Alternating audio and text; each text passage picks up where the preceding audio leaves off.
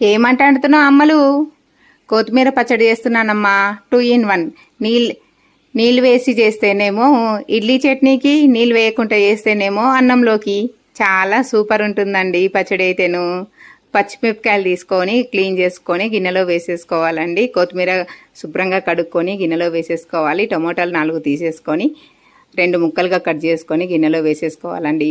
Stove మీద పెట్టేసుకొని గిన్నె 2 నిమిషాలు వేయించుకున్న తర్వాత ఒక పావు నూనె వేసేసి దాంట్లోనే ధనియాలు, జీలకర్ర 2 వేసేసి ఒకసారి కలిపేసుకొని మూత పెట్టాలండి.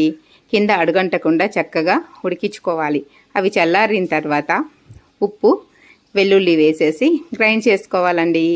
చక్కగా కచ్చా పక్కగా గ్రైండ్ చేసుకున్న పచ్చడిని తీసి పెట్టుకుంటే అన్నంలోకి చాలా బాగుంటుందండి. దానికి పోపు వేసేసి పక్కన పెట్టుకున్నానండి.